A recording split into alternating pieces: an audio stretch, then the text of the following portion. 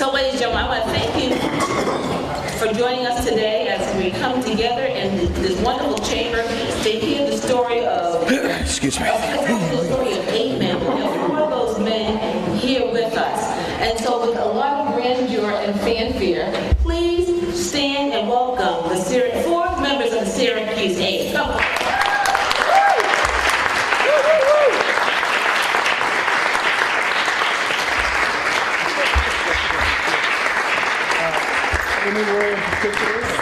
Wherever you feel comfortable.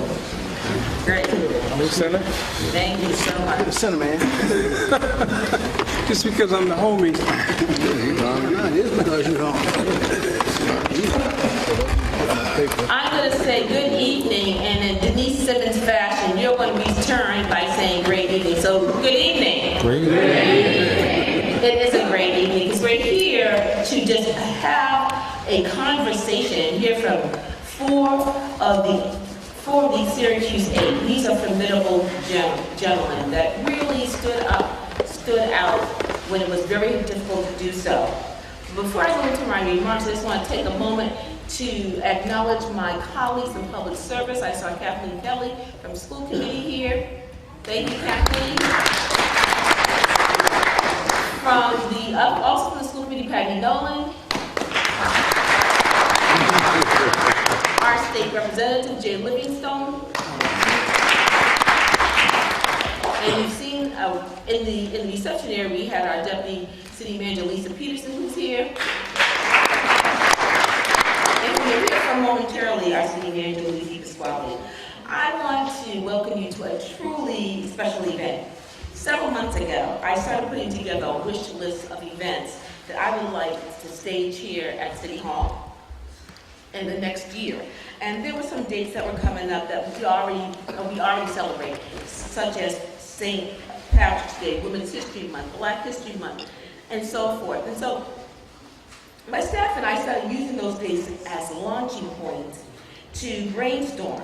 And so as our discussions continued to be processed and progressed, one idea that sprang into my head came from an event I had recently attended at the retirement party. I don't know why he was retiring, such a young man. Retirement party of my good friend, former neighbor, and hero, Ali Muhammad. So while I was there, I saw this group of men at the party who had come to wish my friend Ali well. And I came to learn that these gentlemen were old football teammates from his university days. And then I learned that Ali and his teammates actually had quite a story to tell. Not only to share, to tell. They were members of what has come to be known as the Syracuse 8.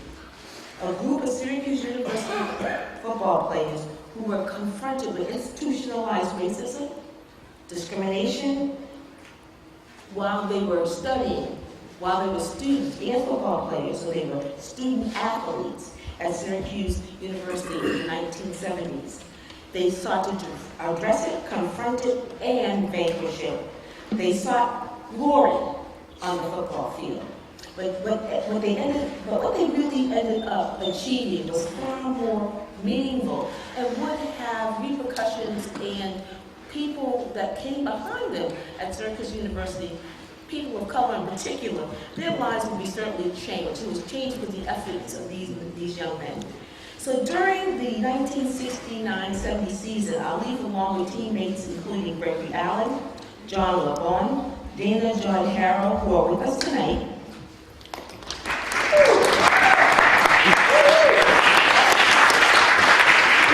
they're not questionably enjoyed playing football. They simply played for the love of the game.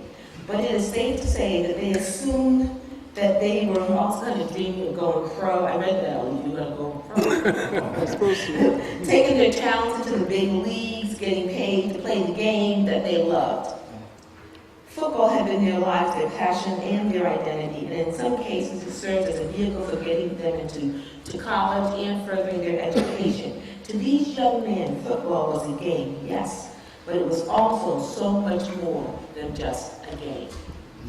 Yes, these gentlemen were coming of age in the wake of the modern civil rights movement, and it had been 5 years since President Johnson had signed the 1964 Civil Rights Act into law. only a year since Martin Luther King Jr. had been assassinated.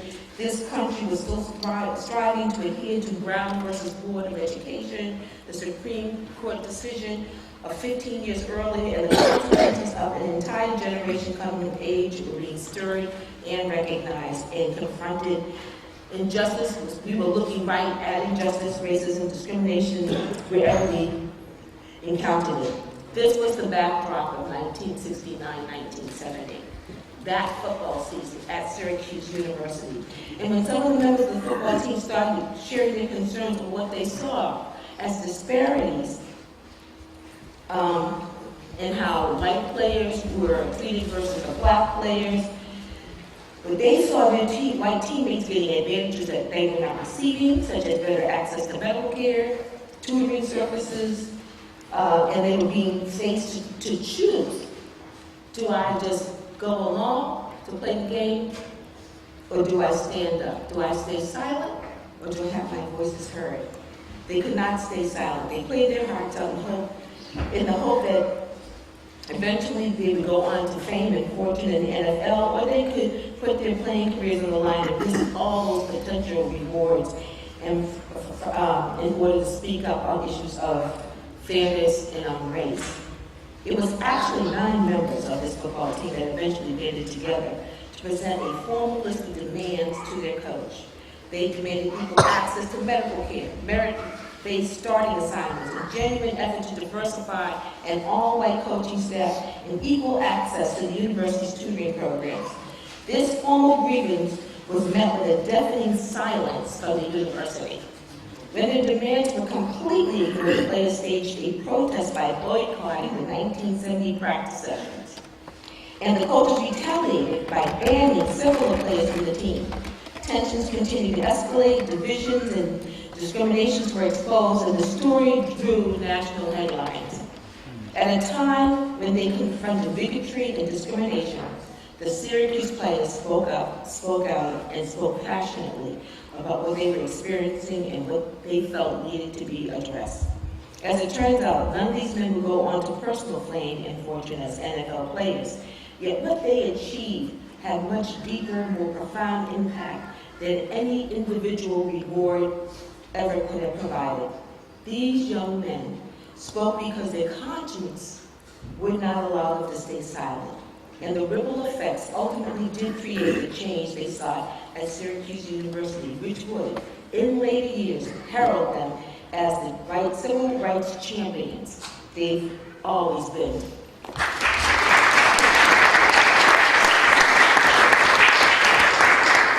In 2015, the story of these extraordinary men was released in the book titled Leveling the Playing Field, the Syracuse 8's story. This is a truly gripping read, and we are so fortunate today to have 4 of the members of the Syracuse 8 with us tonight to take some questions, share their stories, and to discuss their legacy. But before we take their questions, we're going to hear from Maria McCauley from the Cambridge Public Library, and she is going to read the book Forward, which was written by the football great Jim Brown, and then we're going to listen to the story of Syracuse 8, and I think that we all recognize how relevant this story is all these years later. The Civil Rights Movement was not just something that happened in the 50s and 60s, and then that work was done.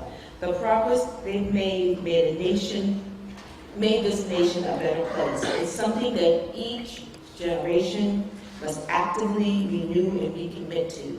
It is something that requires people of all ages to learn, to live with, to recognize those injustices. So let me pause now and bring Maria McCauley forward to read from the book, The Syracuse 8, Leveling the Playing Field.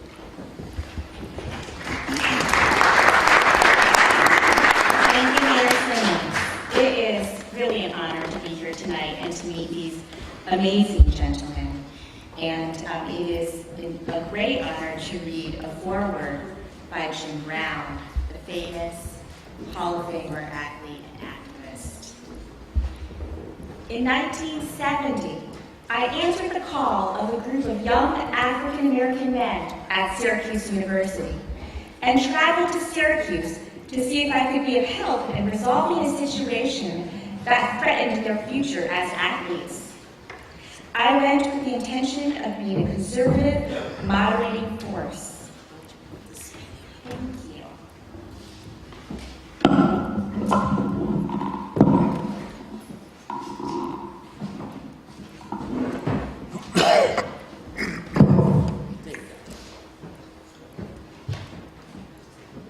My original goal was to help them reconcile with a coach, my old coach, so they could get on with their careers. But these young men showed me they had something more than that in mind. While their courage was obvious, it was their wisdom that impressed me most deeply. They were young men, but they were wise men. They had the foresight and the ability not only to stand up for themselves, but to outline their principles in terms that would live in history and benefit future generations. How bright can young men be?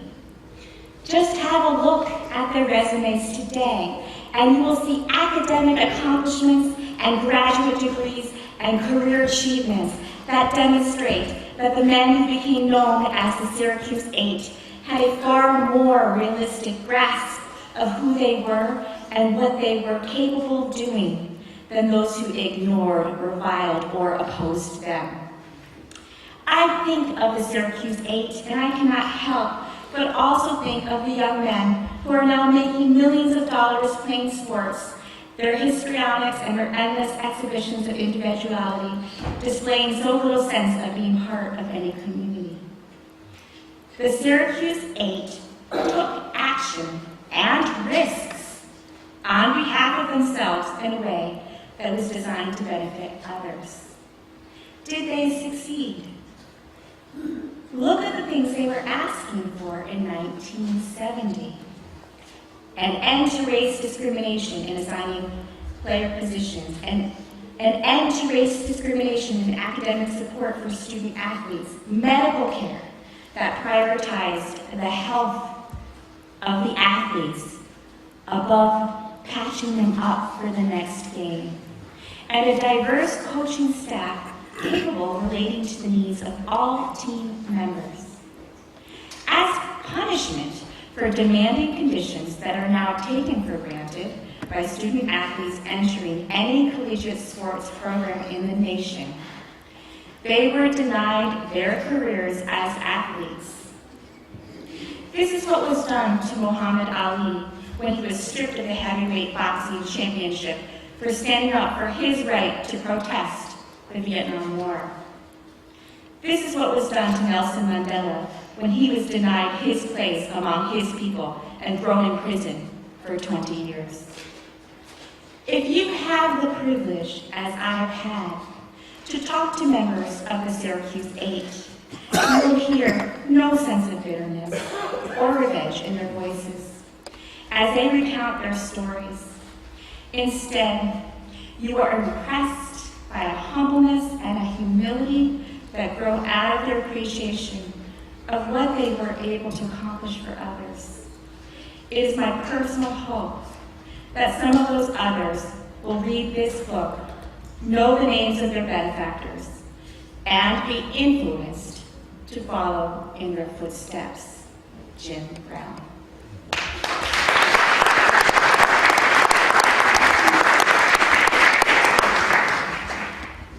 These programs that we put on in the city of Cambridge are really a work of a group effort. It's the mayor's office, it's the city employees, and it's the office of the city manager. And it's really extraordinary. We have a brand new city manager, and he has been right there to say, you want to do it, I'm with you. And so let me introduce, please join me in welcoming Louis DePasquale, our city manager.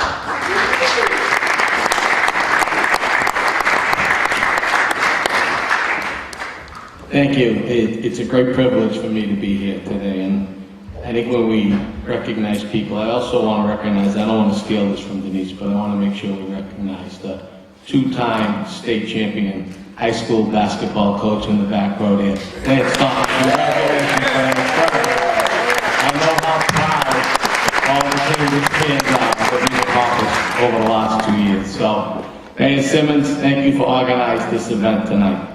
While much has changed since 1970 in both the sports world and our society, the need for collective efforts to promote racial equality and to ensure equity and inclusion has not. These men, then young college athletes, put their athletic and academic careers at risk to protest racial discrimination.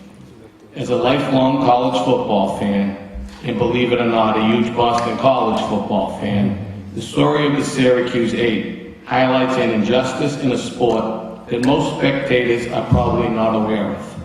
I am sure that at the time, these players did not realize the long-term positive impact their actions would have on college football. The heart of our city's vibrance is its racial, cultural, and socioeconomic diversity. I believe that athletes can teach our young men and women lessons about inclusion and about how to overcome a challenge by working together. As a city, we have made ensuring equity and inclusion a priority. While we have made great progress, I know we can do more. My administration is committed to continuing prioritizing our events. I am looking forward to tonight's discussion on how these men confronted racism and forever impacted college football and sports. Thank you for coming to Cambridge to share your story. Thank you very much.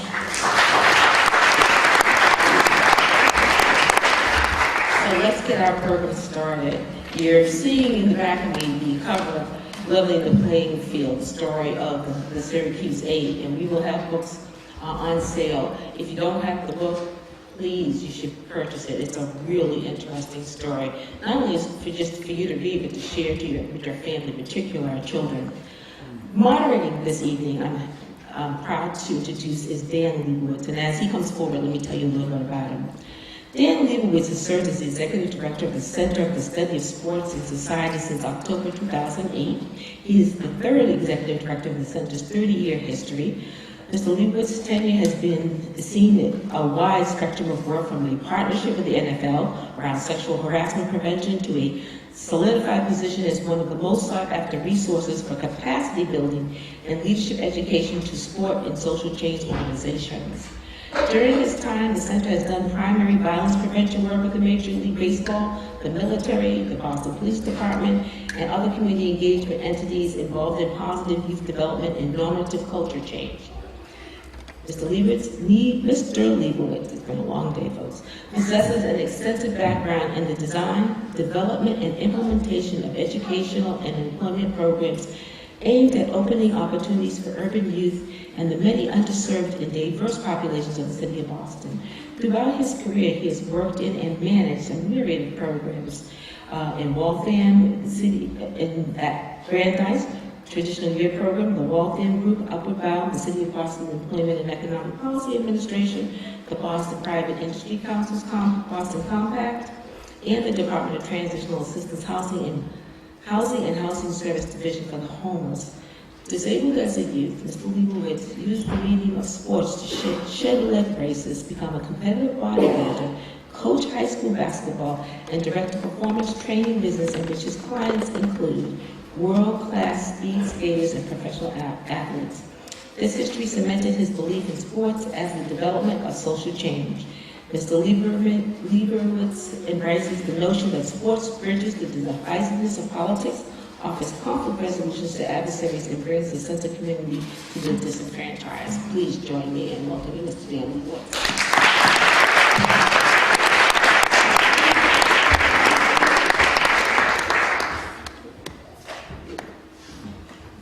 First thing that tells me is I need to shorten that bio. You've done an amazing job, Denise. Thank you. I want to say, all the things that are in that bio, the accolades that might come towards me, no individual deserves them. We're here really to talk about a bunch of men that moved something forward at a time when courage needed to be courage. At a time when racism, that we're still experiencing now, that we've experienced for 200 solid years in this country, and the terrorism that is racism, needed to be confronted, needed to be addressed, needed to be seen and spoken of from a platform that people saw as celebrity. People think of football in this country as celebrity. We live in a city, our center is in Boston, and I often say to my great staff that's back there and actually drives most of the work that we do around social justice and racial justice and gender equity through sport. We have, in the city of Boston, we have nearly 9,000 young African American males between 19 and 23 that aren't in college and don't have a job. And if those were white males, we'd be calling that a travesty of justice. We'd be calling that terrorism. We'd be calling that something that needs to be addressed immediately. So we're still living in a time that's not much different in many respects from the 1970s that these men stood up. I think the most, to me, the biggest accolade they could get is that we at the center once honored John Carlos for what he did in the 1968 Olympics. And John was really sorry that he couldn't make it here tonight because he wanted to meet these men and talk to them about their journey and about their greatness and about their use of a platform and about their sacrifice. And so as we sit in this room tonight and look around, this is the changing America. And people need to embrace it. People need to understand it. The America is an America of greatness. And that America of greatness can be an America of greatness of color. It doesn't have to be of light. It doesn't have to be of economic power all the time. It doesn't have to be a promulgation of violence upon people that have been disenfranchised. Greatness is what people make it. And the people in this room have started this conversation, moved this conversation forward, and this conversation still needs to be had every single day. So if you're in the audience and you have skin that looks like mine, be an ally, because understand your privilege, or you shouldn't come to an event like this. Understand your privilege, embrace your privilege in a way where you can move people forward. You know, it's not just the men in the room. I'm a big fan of Lance's, he knows that. You know, what Lance does for young men in this city, what Lance has done for men to understand that they can be validated when everybody else is trying to tell them they can't be, that they can be winners when everybody else is telling them they can't be, that they can embrace power when everybody else tells them that that avenue of power is closed to them. So when we're here tonight and we have this panel discussion, and really this film needs no introduction. I wanted to introduce the film, but the film will speak to itself. I think when you look at John, when you look at Greg, when you look at Dana, and when you look at Aleve, understand this is what history looks like. History is when people embrace a situation no matter what the consequences. History is when people understand that the only way to change negative normative culture is to be a change maker. So when you're in the room tonight, when you watch this film, when you hear these people speak, when you leave this room, be a change maker. That's what makes this country great, change makers. And the change makers are in this room. The future of America is in this room. The future of greatness and democracy is in this room. Embrace it. Thank you so much for coming.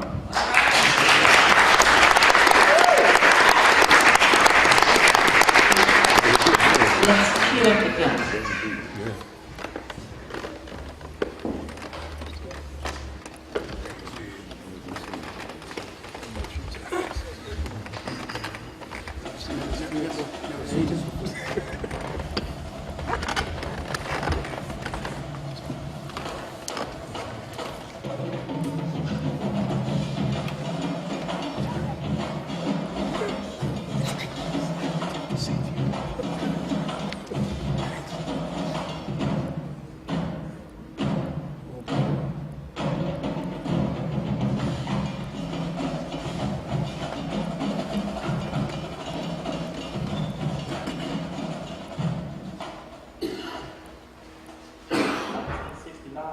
Nine black teammates, members of the Orange football squad of Syracuse University, made a life-changing decision.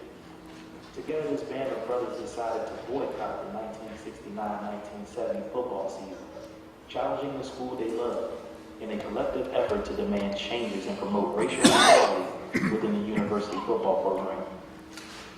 The Syracuse 8's is the long overdue story of that time, that decision, and how they, as young men, became change agents in the world of American university athletic programs. The setting is important. It was a time of cultural change in our country. Race inequality dominated the national news. Mistakenly called the Syracuse 8 by the media in 1970, the players actually numbered 9 and included Greg Allen, Richard Bulls, John Godbolt, Dana Harrell, John Logan, Clarence Buckingham, A. Alif Muhammad, Dwayne Walker, and Ron Womack. The players approached the coaching staff with 4 demands: access to the same academic tutoring made available to their white teammates, better medical care for all team members, starting assignments based on merit rather than race, and a challenge to integrate the coaching staff, which had been all white since 1898. Arthur David Mark chronicles this landmark time in Syracuse University's history in his latest book, Leveling the Playing Field, the story of the Syracuse 8. 35 years later, in 2006, the university exonerated the Syracuse 8 for their boycott and awarded each the Chancellor's Medal of Extraordinary Courage. In 2011, the university established the Syracuse 8 Scholarship, which is awarded annually to an African American or Latino first-year student who exhibited leadership skills and dedication to community service in high school. These young men made difficult choices on their journey to manhood, sacrificing college and potential pro football careers, opting instead for social justice, not just for themselves, but for future generations as well. The story goes on. The conversations about race, shifting cultural attitudes, choosing the hard right over the easy wrong, and bringing communities together to effect change. This is our story today.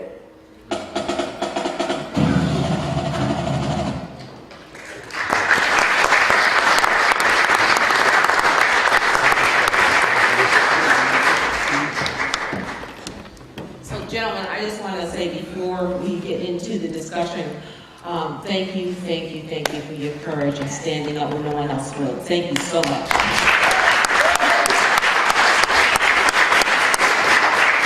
I want to recognize and bring forward Talib Mahdi. He is going to introduce one of our home people, Alif Muhammad. He's going to tell the stories that I wouldn't tell. and after which, we're going to let each one of you introduce yourselves, and then we're going to have you do a little panel discussion, okay? So, Ali. Okay, Bismillahirrahmanirrahim. That's with God's name, merciful benefactor and merciful redeemer. I thought about how I was going to introduce my good friends.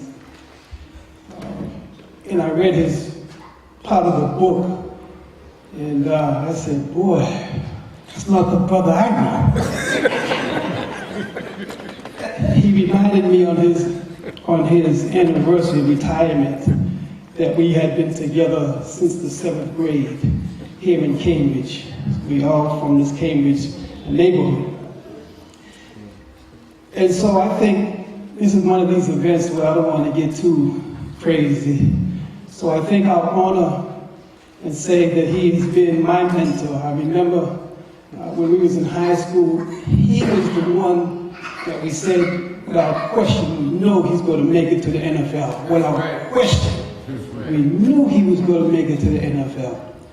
So it was a surprise to learn years later that he did not make it to the NFL without really knowing why.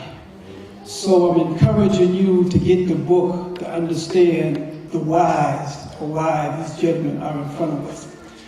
So with that, I'm just going to say, in honor of my good friend for so many years, what I want to do in honoring him and bringing him forward is to dedicate 7 books of the Syracuse 8. I want to dedicate 7 books to 7 institutions here in Cambridge to keep their legacy alive forever. Thank you.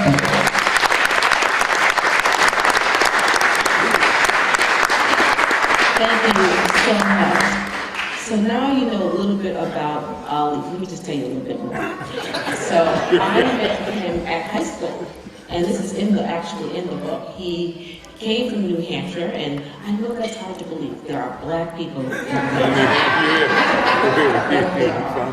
There's a testimony to it. He has the birth certificate to put up. You need to see his birth certificate. That's a big deal these days. But that being said, when I saw this black man at Cambridge High in Latin, because British Tech did have a very small college track, but students often came over across the lawn to the Cambridge High and Latin School. How many people know about Cambridge High and Latin? There you go, I love it. Came across the Cambridge High and Latin from Ridge Tech to study in the college track, but he was a formidable young man. And he was a gentleman, scholar, athlete. And I say that, gentleman, scholar, athlete, because a lot of times you think that's mutually exclusive, but not in Brother Muhammad. He epitomized all of that. A great leader, and he led from his high school days, as you'll hear from his story, his college days, and then he finally found his way back to Cambridge so many years later to teach and mentor students, and then go on to Boston. So I'm just so humbled to be in his presence. I thank him so much for his work. I will now turn it over to him to introduce his colleagues and friends, and then Dan is going to do a little brief panel discussion, but you'll also get a chance to have some conversation with them as well. So, Brother Muhammad, please introduce your colleagues. Thank you, ma'am. First of all, thank you all. I'd like to thank the Creator. Use your mic, please. Can y'all hear me? No, it's not I want to thank the Creator.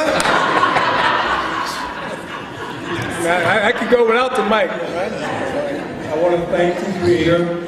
I'd like to thank my family, my friends, my neighbors, my co-workers, my teammates, the people of Cambridge. I'm getting choked up. And I'd like everybody in here to please stand. Please stand. And could you give yourself a round of applause? No, bigger than that. Now, you can get a little more up there than that. Thank you. I especially enjoy my friends that I got the mic. Now, people refer to Cambridge as the People's Republic of Cambridge. But when we were young, it was the village of Cambridge. And it was like the people, you all out there, made a difference. You established an environment that made it for me to be able to grow into church. I mean, there were, golly, I'm getting all choked up. There was a Cambridge Community Center. And, I'm telling you, we go back to the 7th grade. When I moved to Cambridge from Boston, there was always a feud between the two. I don't know why. They still do that. And it's probably over nothing. I mean, across the street was Reverend Harris. I mean, down the street was Gustav Solomon. I think it was the city council or the school committee. Down the street. There was Ma Sullivan. There was Ma Philpott. There was Mr. Stead. All right. I mean, there was Ducky Dalton, my teammate. And Ducky was the father of Lance Dalton, 2-time state champion. But if there's no Ducky, there's no Lance. And let me go back even further. If there was no Mr. Dalton, there'd be no Ducky and no Lance. And the Dalton family is an institution in the city of Cambridge. I mean, so let me stop. I get carried away. But I'm supposed to introduce my teammates, and we want to try to add to this empowerment, all right, and social activism. I mean, Dana Herrera, we came in together in '67. We've known him ever since. This man played ball and all the other stuff, but I admired him every Sunday. He would have a conference call with his father and his grandfather. I mean, every Sunday, he does it now with his son. We need that kind of mentorship, that kind of relationship, that kind of village, which makes a difference. All right? Dana to say more on that. Greg Allen. And I got $10, and I want you all to be a witness. He got the story. I beat him out of $10 when we were recruiting. How long ago? They would give us money to take guys around and recruit them to come to Syracuse. And he says I took some of his money. And he said that, and he embarrassed the heck out of me. So I want y'all to witness. I'm gonna give him $10. I'm gonna give him $10. It's about time, right? Well, and I don't want him.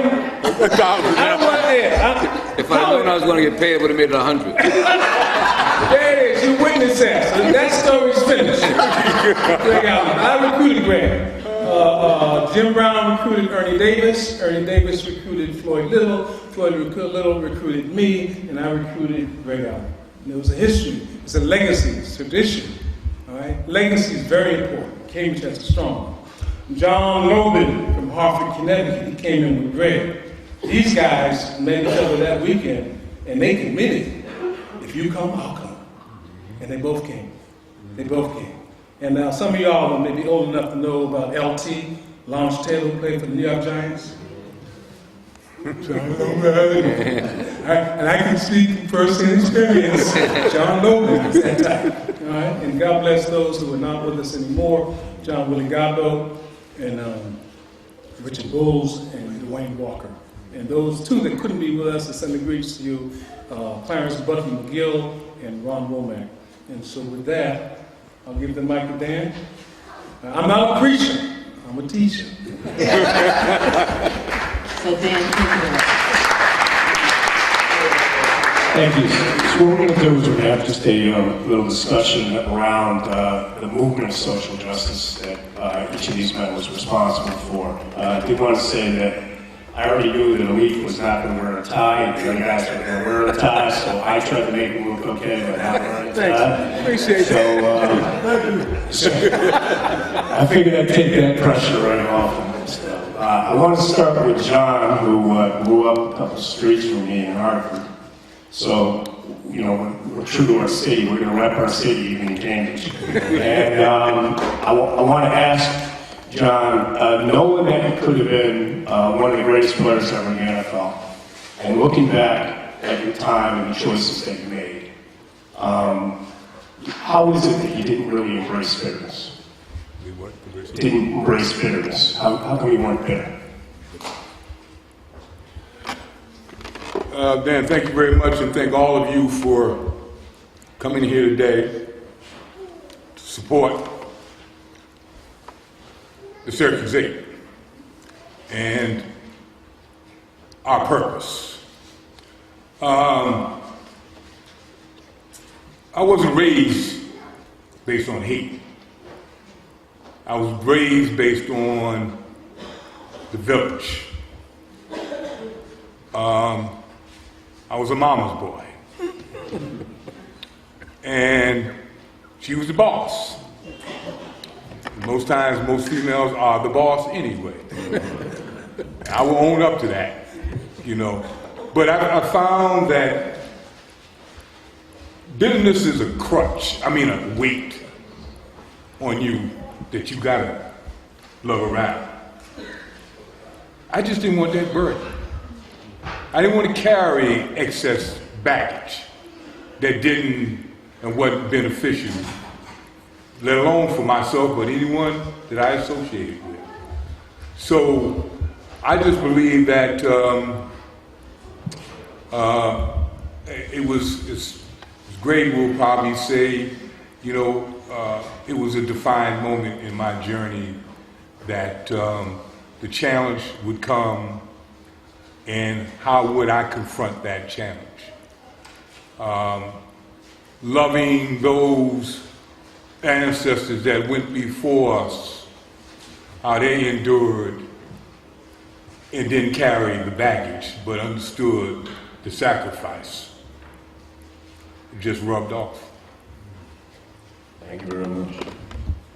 Rick, I had the pleasure actually of hosting these same men at the African American Museum in Boston maybe a year ago? 6 months ago. And I spoke with Greg often about how bias really dominates our landscape. How much, if we look at the history of the country, the narrative for African Americans has never been allowed to be written by African Americans. It's always been written by whites. People are telling African Americans what their narrative is. And so I wanted to ask Greg, you know, how did this thing that you did in 1970, not just the boycott, but the sacrifice, the bonding of your teams, the creating of a collective well-being among the athletes, how did that make a statement about your narrative and how you were going to embrace it moving forward?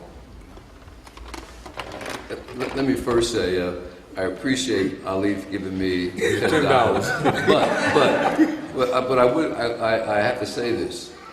he's given me a lot more than that. As Ali said, he recruited me to come to Syracuse.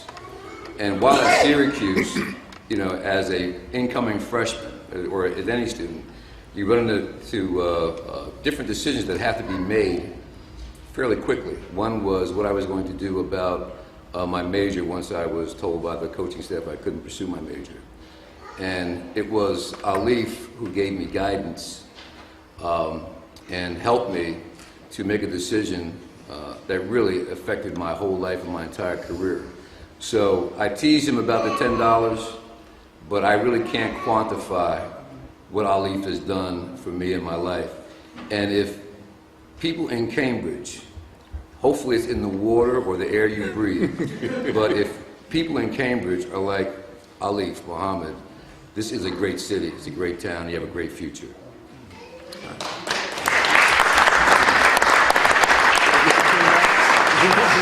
Now he wants to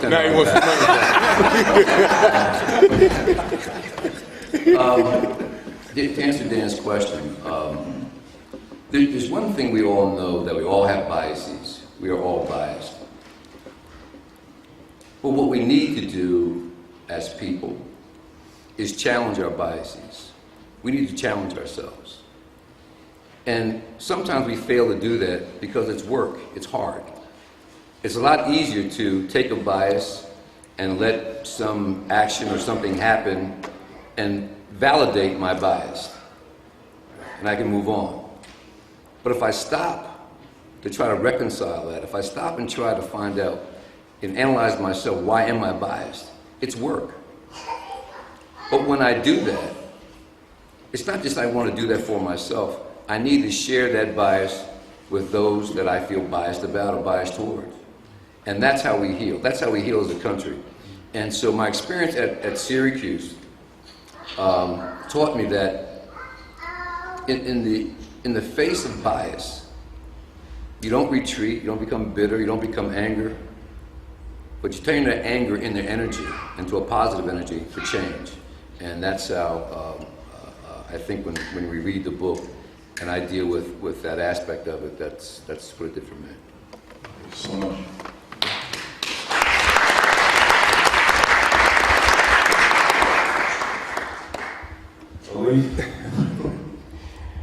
I talk to Lee about 4 times a day on the telephone, so, you know, I'm usually not this close to this, you know, like a lot. When he answers. Yeah. What I notice when I speak with Lee is that I don't know any man anywhere that embraces peace like Lee embraces peace, who speaks about peace and believes in peace, who understands peace and what it can do for the healing of a community, for the collectiveness of the community, for the well-being of a community, for people to actually start thinking of themselves as a community. So the question I had for Alif tonight is, how do we teach peace? How do we teach humanism? How do we take the greatness that is you and clone it in many respects? Because if we can't figure out how to get to peace, we can't figure out how to be better. That's an interesting question. She was saying that first I must include my wife. The relationship that we have in interacting with her has a lot to do with the peace that I have. So I mean, if you can work those things out, it's easy. It's real easy. But and Imam Talib, and I guess just the influence. I mean, I feel blessed. I mean, the mayor of the city of Cambridge was a neighbor, and she's a 2-time mayor. And I'm looking for the day when I come back here, I'm going to see her picture, her portrait on the wall. Is that it over there? Is that it over there? I mean, that portrait over there. I mean, I used to peek out, not peek in, peek out at her, watching her cross the courtyard with 2 young children and a book bag on her back and pep in her walk. And it was like, this sister was going somewhere, I don't know where, and I could see it. Right? And that was a neighbor. And Imam Talib Mahdi, who said 7th grade, he is the spiritual leader of Masjid Al-Quran, one of the largest and longest Muslim communities in this state. I mean, he was a teammate, classmate. These guys were teammates. Danish Jan Harrell, he won't tell you this, but this guy, he was the real estate developer for the World Trade Center. He leased it out. Some of it. He's smart. He also worked for Governor Deval Patrick. Don't remind us of that. Last time I was in this chamber, we talked about the project. All right, I'll scratch that one. But I mean, I'm blessed. So we talk about peace, I'm blessed. I mean, it's like, in Martin Luther King, we talk about merit. It's like judge us on the qualities that are inside. All right, the spirit is colorless. It's like water. Water is crystal clear. You could put water in a blue glass and it'll look blue. You could put it in a red glass, it'll look red. All right? Or a green glass, it'll look green. But the water is crystal clear. Truth in the spirit is like that. So if we begin to come together, there's enough intelligence in this room right now that we could do what they did at the Congress, the Continental Congress. It started this country. We could do it here in Cambridge, right here in the chamber. All right? We could do that. I'm so glad. Hope I answered your question somewhat. It was good. Good. Imagine if you had time. DJ, speaking of ties, you're the only one rocking the Syracuse brand over there with that orange tie. So I got to ask you this question, and that would be, Syracuse is really, as all colleges are, they're higher industrial complexes in many respects, right? And so the racism that you faced at Syracuse is institutionalized.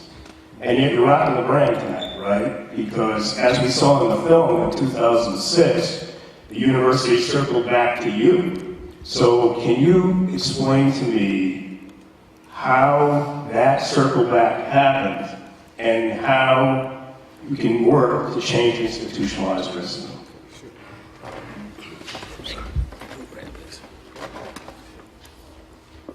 I can't pass up the opportunity. It works. I can't pass up the opportunity to just comment on your native son. Like these other gentlemen here, we all met early on, and we've all made a lot of progress, because I think we would all admit we had a few rough edges. And your native son is no exception, but for almost 50 years now, I would say to you that he has been a true friend. And we all know the definition of a true friend versus a good friend. A good friend is somebody you call when you get in a jam. A true friend is sitting there next to you saying, what did we do that for? We go back that far. But at any rate, in answering your question, Dan, Syracuse University was then and is now a great university. It's a wonderful place to go to school. But 45, 50 years ago, it was a creature of the times. It's like a lot of other institutions. Given the universities of the North, none of them were any better or any worse than Syracuse in terms of relationship for the most part. And those of us who are old enough to remember, below the cotton curtain, they wouldn't even recruit us. So Syracuse University was a product of the times.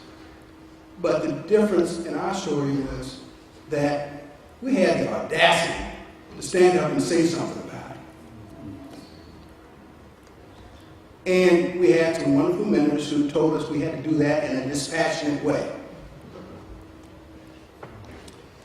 We had to put aside the skills that we were very confident in.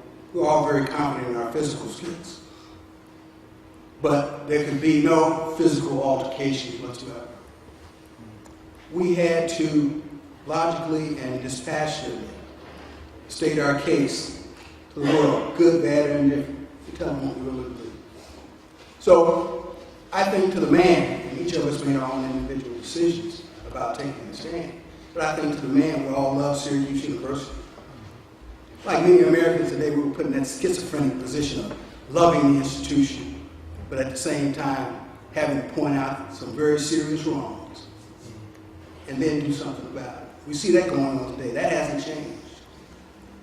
So, but again, our faith and our thoughts about Syracuse University were rewarded because 35, 40 years later, they circled back, acknowledged what we did, acknowledged history, that we were on the right side of history, and they acknowledged us and said we got it right. And the book talks about that. Thank you.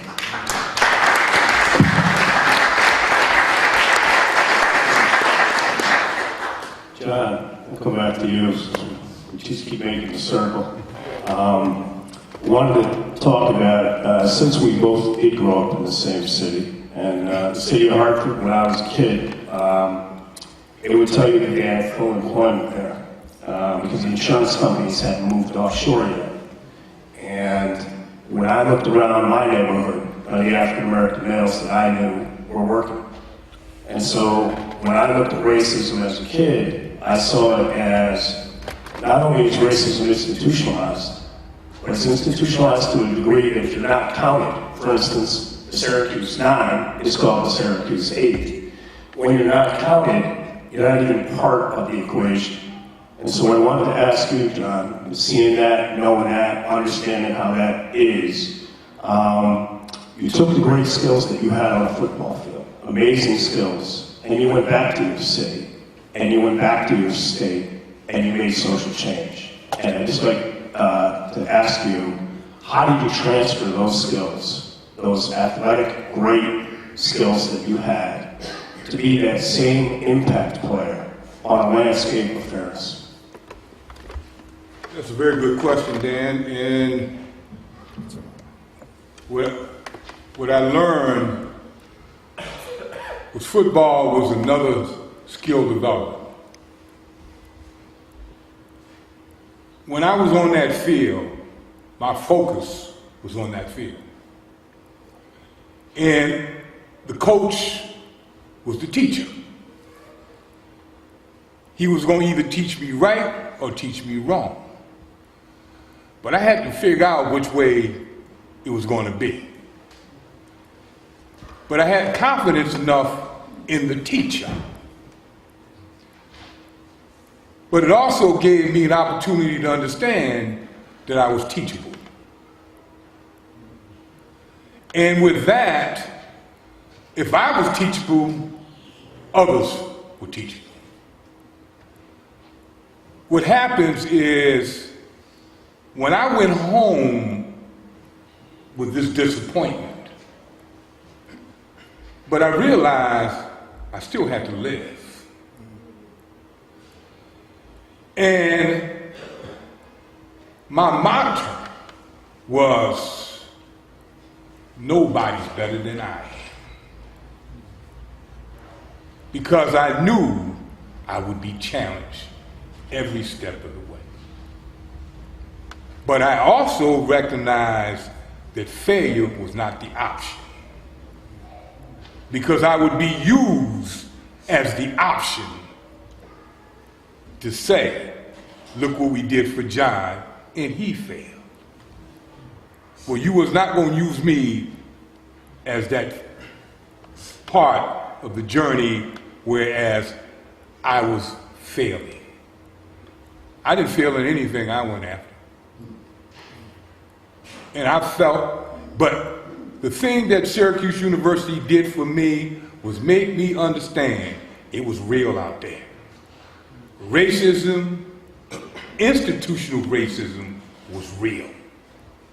and it was on all levels. I had the honor to work in the banking industry, in the government, and every time I walked in the room, just as an example, I went to go work for a commercial bank, Hartford National Bank, and the senior vice president asked me a question.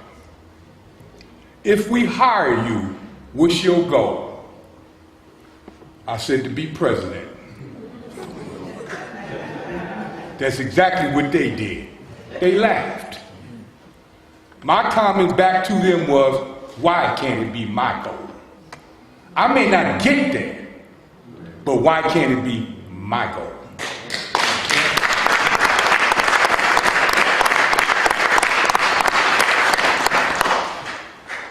Those were the challenges I had to deal with each and every day.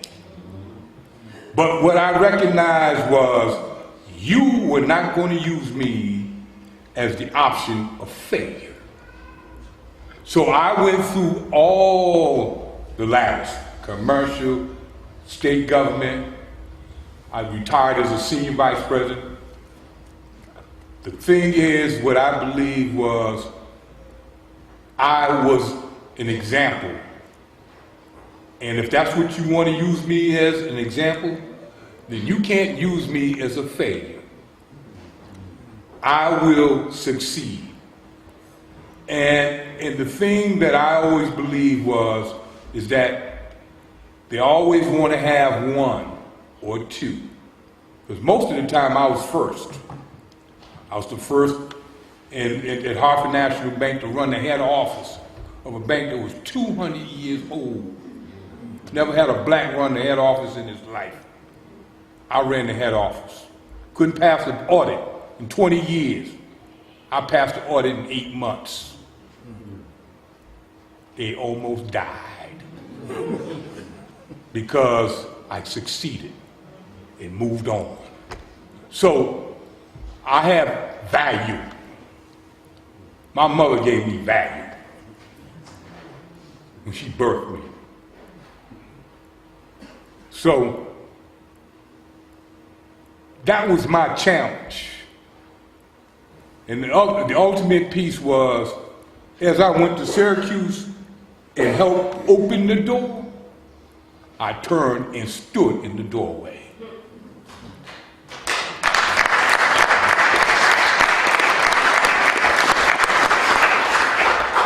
Back at my colleagues at the center, just want to say, that's kind of hard for swag over there. Right? I'm gonna just tell you. Greg, Greg and I have talked a lot. Greg's intentionality in this space, really trying to figure out how do we make sure the lesson doesn't die, that history doesn't die, because history is made and history has to stay. It has to remain.